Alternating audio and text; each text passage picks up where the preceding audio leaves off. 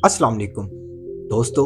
पूरी दुनिया ये बात जानती है कि आज मस्जिद अक्सा में जो भी हो रहा है वो सब गलत है, लेकिन फिर भी दुनिया के तमाम मुस्लिम ममालिक खामोश बैठे हैं। आज यहूदी यहाँ तक आन पहुँचे हैं कि उन्होंने मस्जिद अक्सा में दाखिल होकर मुसलमानों पर जुल्म किया और मुसलमानों को मस्जिद अक्सा से भी निकाल दिया। और सुनने में ये भी आया है कि यहूदियों ने सुल्तान सलाहुद्दीन अय्यूबी के 800 साल पुराने लगाए गए ताले भी खोल दिए। दोस्तों, आज हम आपको मस्जिद अक्सा की मुकम्मल सैर करवाएंगे। हम जानेंगे कि मस्जिद अक्सा के आज अंदरूनी हालात कैसे हैं, यहूदियों का वहां पर क्या रद्द अमल है। मस्जिद अक्सा की मुकम्मल तारीख के बारे में जानेंगे कि ये किन दौर में मुसलमानों के कब्जे में रही और किन किन दौर में यहूदियों के कब्जे में आई, और यहूदी लोग मस्जिद अक्सा को क्यों हासिल करना चाहते हैं। इनके मुताबिक हैकल सुलेमानी कहाँ पर मौजूद है और असल मस्जिद अक्सा कौन सी है, और वो जगह भी दिखाएंगे जहाँ से आप सल्लल्लाहु अलैहि वसल्लम ने मिराज का सफर किया। इसके अलावा तमाम मुकम्मल मालूमात आज मस्जिद अक्सा के बारे में जानी जाएंगी। आज की वीडियो इंतहाई दिलचस्प और अहम है, तो इसे आखिर तक लाजमी वॉच करें। साथ ही मेरी तमाम नए आने वाले दोस्तों से गुजारिश है कि हमारे चैनल को भी सब्सक्राइब कर दें, ज्यादा से ज्यादा शेयर करें और लाइक करें। तो दोस्तों, मस्जिद अक्सा जो कि मुसलमानों का किबला अव्वल, खाना काबा और मस्जिद नबवी के बाद तीसरा मुकद्दस तरीन मकाम है। मस्जिद अक्सा हकीकत में मुसलमानों की मिरास है जो तरीके और मजहबी हकाइक से साबित है, मगर ये जिस जगह पर तमीर की गई, यहूदी मवाकिफ के मुताबिक इस जगह पर पहले हैकल सुलेमानी था। मुसलमानों के यरूशलेम शहर पर कब्जा करने के बाद ये मस्जिद तामीर की गई। हालांकि कुरान मजीद में सफर मिराज के बारे में इस मस्जिद का जिक्र है। गोया ये मस्जिद हजूर पाक सल्लल्लाहु अलैहि वसल्लम के वसास पहले की मौजूद थी। बाज़ रवायात के मुताबिक खाना काबा के बाद दूसरी इबादत गाह मस्जिद अक्सा तामीर की गई। मुसलमान इसे मस्जिद अक्सा या हरम कदीसी भी कहते हैं। यह मशरकी यरूशलेम में वाक़या है जिस पर आज इसराइल का कब्जा है। यही यरूशलेम की सबसे बड़ी मस्जिद है जिसमें 5000 नमाजियों की गुंजाइश है, जबकि मस्जिद के सहन में भी हजारों अफराद नमाज अदा कर सकते हैं। इस मस्जिद का कुल रकबा 1,44,000 मुरब्बा किलोमीटर है। मस्जिद अक्सा को बहुत से नामों से जाना जाता है, जैसा कि बैतुल मुकद्दस, दीवार बुराक, मस्जिद किबला, मस्जिद मनवान, मकाम बुराक, दीवार गिरिया और हरम शरीफ। फलस्तीन का शहर हजरत ईसा अलैहिस्सलाम से 3000 साल पहले रोम के लोगों ने आबाद किया था। इसका नाम फलस्तीन भी उन्होंने ही रखा था। कई हजार साल ये लोग इस जगह कयाम पजीर रहे। हजरत इब्राहिम अलैहिस्सलाम ने अपने बेटे हजरत इस्माइल अलैहिस्सलाम के साथ खाना काबा की तामीर की और अपने दूसरे बेटे हजरत इसहाक अलैहिस्सलाम के साथ मस्जिद अक्सा को तामीर किया। हजरत इस्माइल अलैहिस्सलाम की औलाद आगे मुसलमान और हजरत इसहाक अलैहिस्सलाम की औलाद आगे यहूदी कहलाई। हजरत इसहाक अलैहिस्सलाम ने बैतुल मुकद्दस को संभाला। इसके बाद हजरत इसहाक अलैहिस्सलाम के बेटे हजरत यकूब अलैहिस्सलाम के पास नबूवत आई और इनके 12 बेटे थे, जिसमें से हजरत यूसुफ अलैहिस्सलाम को अल्लाह ताला ने नबूवत से नवाजा। ये सब मिस्र में आबाद हो गए। हजरत यूसुफ अलैहिस्सलाम के बाद हजरत मूसा अलैहिस्सलाम जब आए तो अल्लाह के हुक्म से आपने अपने लोगों को मिस्र में मौजूद फिरौन से बचाया और लोगों को दोबारा फलस्तीन की तरफ ले आए। इस तरह बनी इसराइल दोबारा फलस्तीन की तरफ आबाद हो गए। इसके बाद दाऊद अलैहिस्सलाम का दौर आ गया। उन्होंने दोबारा मस्जिद अक्सा की तामीर का काम शुरू किया, क्योंकि मस्जिद अक्सा सिर्फ कंदरात बन चुकी थी।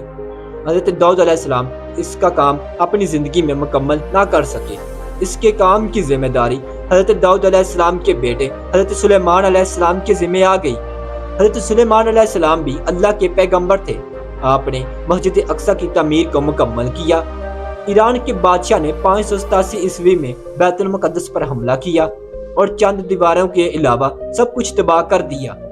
इसने यहूदियों का कत्ले आम भी किया और इनके मजहबी सहीफों को भी जला दिया। कुछ अरसा बाद ही रोमन ने यरूशलेम को फतह कर लिया। हजरत मरियम अलैहिस्सलाम भी इसी शहर में रहती थी और हजरत ईसा अलैहिस्सलाम भी इसी मुकद्दस शहर में पैदा हुए।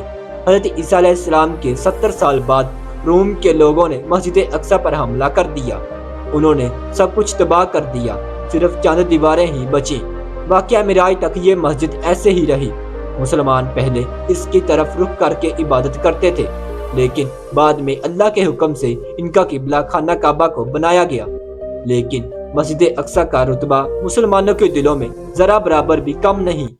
آپ صلی اللہ علیہ وسلم کی وفات کے 6 سال بعد مسلمانوں نے حضرت عمر رضی اللہ تعالیٰ عنہ کی قیادت میں مسجد اقصی کو فتح کیا۔ اس کے بعد عبد الملک بن مروان کی حکومت میں قوت صحرا کی تعمیر کی گئی۔ 1099 میں صلیبیوں نے دوبارہ اس پر قبضہ کر لیا اور مسلمانوں کی خون کی نہریں بہا دیں۔ جب نور الدین زنگی کا دور آیا تو بیت المقدس کو عیسائیوں نے حاصل کرنے کے لیے مہم شروع کر دی، جس کی تکمیل صلاح الدین ایوبی نے کی۔ صلاح الدین ایوبی نے بیت المقدس کو فتح کر لیا۔ 1918 تک بیت المقدس مکمل طور پر مسلمانوں کے پاس رہا۔ برطانیہ کے قبضے کی دیر تھی کہ یہودی یہاں تیزی سے آنا شروع ہو گئے، اور 1948 میں یہودیوں نے زبردستی اپنے الگ ملک اسرائیل کا اعلان کر دیا اور فلسطین کے مسلمانوں پر ظلم کا آغاز ہو گیا۔ دوستو، آپ کو بتاتا چلوں کہ 3 چیزیں الگ الگ ہیں: قوت صحرا، مسجد الاقصی اور بیت المقدس گولڈن گنبد، جہاں سے آپ صلی اللہ علیہ وسلم نے معراج کا سفر شروع کیا۔ اسے قوت صحرا کہتے ہیں، اور اس کے پورے علاقے کو، جس کے ارد گرد 4 دیواری بھی بنائی گئی ہے، جس میں مسجد اقصی بھی شامل ہے، اسے بیت المقدس بھی کہتے ہیں۔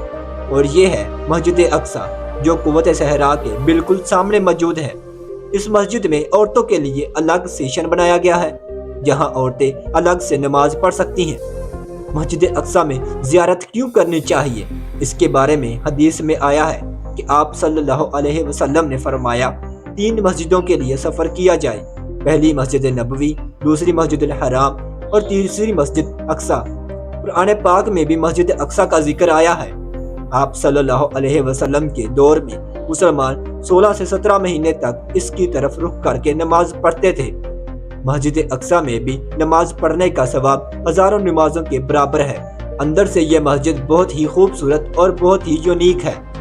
اس مسجد کے نیچے بیسمنٹ میں قدیم مسجد الاقصی یعنی پرانی مسجد الاقصی بھی موجود ہے، جس کی سیڑھیاں باہر کی طرف سے نیچے جاتی ہیں۔ یہ حصہ سب سے پرانا ہے۔ یہاں پر آ کر لوگ نماز نفل بھی ادا کرتے ہیں، اور اس جگہ پر بچوں کو قرآن پاک بھی پڑھایا جاتا ہے۔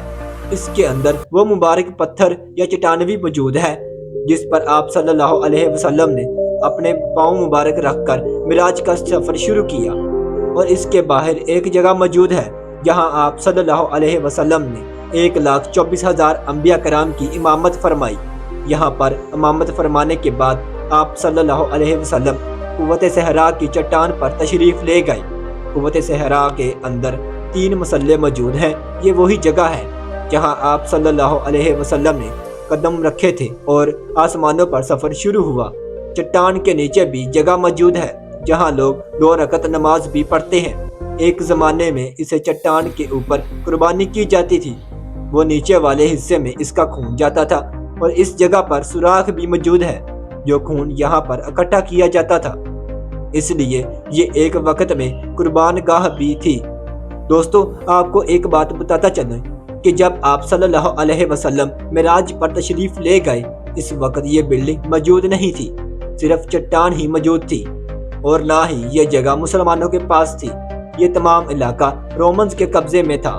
یہودیوں کا کہنا تھا کہ اس چٹان کے نیچے تابوت سکینہ موجود ہے، اور یہودی یہ بھی کہتے ہیں کہ ان کا مسیحا آئے گا اور اس چٹان کے اوپر قربانی کرے گا، اور پھر ہیکل سلیمانی کو دوبارہ تعمیر کیا جائے گا، اور پوری دنیا میں ہماری حکومت اور راج ہوگا۔ اسی وجہ سے یہودیوں کے لیے قوت صحرا بہت اہمیت رکھتا ہے۔ مسلمانوں کے نزدیک یہ جگہ کی اہمیت آپ صلی اللہ علیہ وسلم کے معراج پر جانے کی وجہ سے ہے۔ دوستو، اب بات کرتے ہیں مسجد اقصی کی صورتحال کے بارے میں۔